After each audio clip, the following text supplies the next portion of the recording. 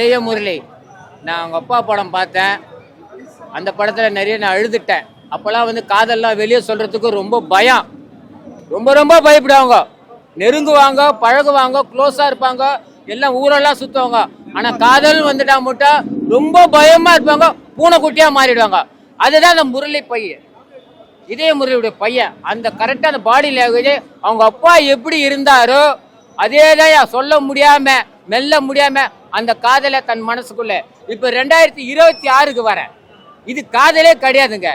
பார்த்த உடனே மறானாலே காதல், மறானாலே பைக்ல சுத்துறது. அது ஸ்ட்ராங்கான காதல் இல்லை. 1998 ஒரு ஸ்கிரீன் பிளே, 2026 ஒரு ஸ்கிரீன் பிளே, 2019 ஒரு ஸ்கிரீன் பிளே. இந்த 2019 ஸ்கிரீன் பிளேலாம்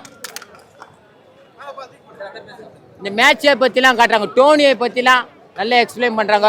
உண்மையிலே நான் சொல்றேன், திரைப்பட நடிகர் ரோஜா அவர் ஹஸ்பண்டு ஆர்கே செல்வமணி கிட்டத்தட்ட அந்த அம்மா வந்து 15 வருஷமா காதலிச்சுக்கிறாங்க. இப்ப அந்த குடும்பம் நல்லா இருக்குது.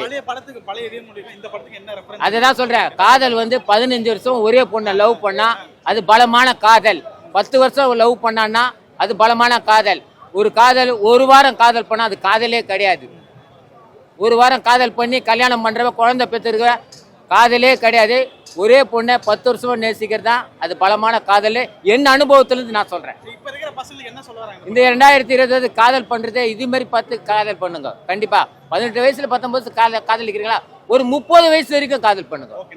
சூப்பரா இருக்கும். 10 வருஷம் காதல் பண்ணுங்க. அப்போ தெரிஞ்சுக்கலாம், எல்லாரும் தெரிஞ்சிருக்கலாம். அவனோட குணாதிசயம் தெரிஞ்சிருக்கலாம், அந்த பொண்ணுடைய குணாதிசயம் தெரிஞ்சுக்கலாம். பிரேக்கப்புக்கு வரதுக்கு வாய்ப்பே இருக்காது. செம்மையா இருக்கு ப்ரோ.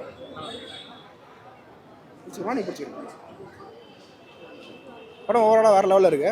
ஆக்சுவலி என்ன கான்செப்ட்னா, அதான் லவ் சொல்லாமல் அப்படியே ட்ராவல் பண்ணுறாரு. அதே மாதிரி லவ் சொல்லாமல் படத்தை முடிச்சிடுறாங்க. ஃபஹத் ஃபாசிலுடைய பர்ஃபார்மன்ஸும் பிளாஸ்டாக இருந்துச்சு. ஆக்சுவலி எஃப்டிஎஸ் வந்த மெயின் ரீசனே ஃபஹத் ஃபாசிலுக்காக தான் வந்தது. அவருடைய கேமியோன்னு சொல்ல முடியாது, அவர் தான் படத்தை கொண்டே போகிறார் கடைசியில். அதுவுமே எல்லாமே ரசிக்க முடியாது இருந்துச்சு, சூப்பராக இருந்துச்சு. ஆக்சுவலி எனக்கு டிராவிட் பெருசாக இங்கே ஸ்கோர் பண்ணுற மாதிரி தெரிஞ்சிச்சு. பட் சுதாகர் பயங்கரமாக ஸ்கோர் பண்ணி படத்தை அவர் தான் அந்த ட்ராவலே கொண்டு போகிறார் பயங்கரமாக. சூப்பராக இருக்குது. அதான் சுதாகர் தான் காமெடி, அவர் தான் பில் பண்ணுறாரு, காமெடியாக பில் பண்ணி செம்மையாக கொண்டு போய் முடிக்கிறாரு. ஆக்சுவலி இந்த படம் எல்லாருமே பிடிக்குமான்னு அப்படிங்கிறது தெரியாது. ஏன்னா வந்து இப்போ உள்ள 2K ஜென்ரேஷனில் அந்த வித் லவ் அந்த மாதிரி படம்லாம் பார்த்து நீங்கள் ஹைப் ஆகிட்டீங்க. இது வந்து 90ஸ்க்கான ஒரு லவ் ஃபீல், ஒரு குட் மூவி, எவர் குட் மூவியாக இருந்துச்சு.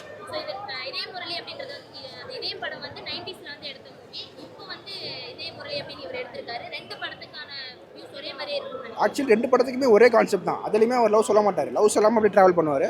இதுலேயுமே அவர் லவ் சொல்லாமல் ட்ராவல் பண்ணுறாரு. கடைசியில் ஃபஹத் ஃபாசில் வந்துமே சேர்த்து வைக்கிறாரு, அப்பயுமே ஒரு லவ் சொல்லாமல் படத்தை முடிச்சிடுறாங்க. ஸோ அதான் ஒரு சோகமான விஷயம். ஸோ இது ஒரே கான்செப்ட் தான் அந்த படத்தில், அதுக்கும் இதுக்கான ஒரே கான்செப்ட்.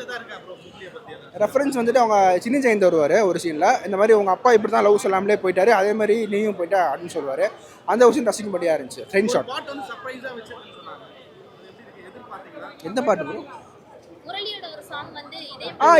ஆமாம், அந்த ட்ரெயின் சாங்கில் லாஸ்ட்டில் வரும், அது நல்லா இருந்துச்சு, ரசிக்கும்படியாக இருந்துச்சு. அந்த ட்ரெயின் ஷாட்டில் ஒரு ஷாட் வரும், அது வந்துட்டு தின் சர்ப்ரைஸாக வச்சுருந்தாங்க, நல்லா இருந்துச்சு. அது மியூசிக் வந்து ஹாரி ஜெயராஜோடைய ஒரு அந்த அந்த லெவலில் இருந்துச்சு.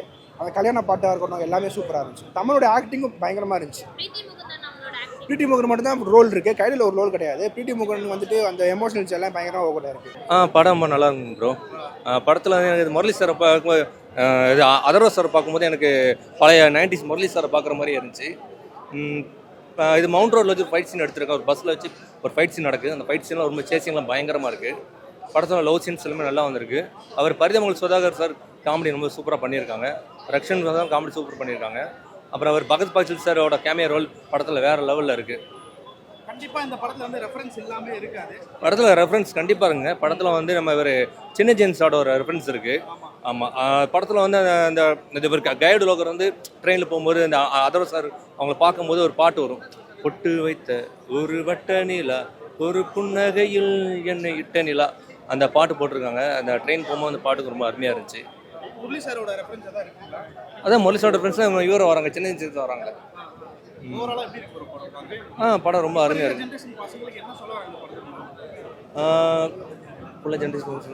படம் ரொம்ப அருமையாக இருக்குது. இந்த படத்தை பார்த்தா ஒரு ஆழமான காதல்னு என்னன்னு எல்லாரும் கண்டிப்பாக தெரிஞ்சுப்பாங்க.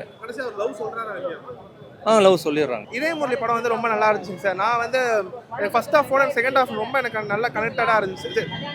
செகண்ட் ஹாஃபோட ஃபர்ஸ்ட் ஹாஃப் ரொம்ப எனக்கு கனெக்டடாக இருந்துச்சு. போத் அந்த காமெடி அண்ட் எமோஷன்ஸ் ரெண்டுமே நல்லா வெல் பேலன்ஸ்டாக மெயின்டைன் பண்ணியிருந்தாங்க.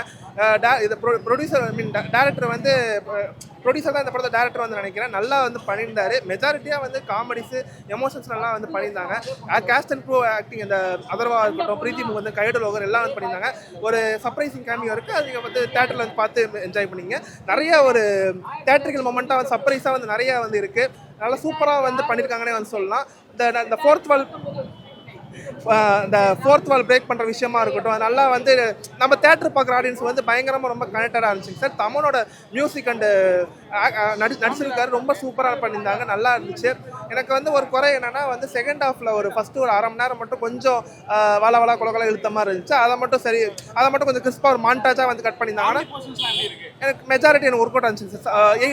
70-30 வச்சுக்கலாமே. இது வந்து ஃபஸ்ட்டு வந்து காமெடிங்க சப்ஜெக்டிவ் தான், இது வந்து இது சொல்ல முடியாது. எனக்கு ஒர்க் அவுட் ஆச்சு, நல்லா இருந்துச்சு.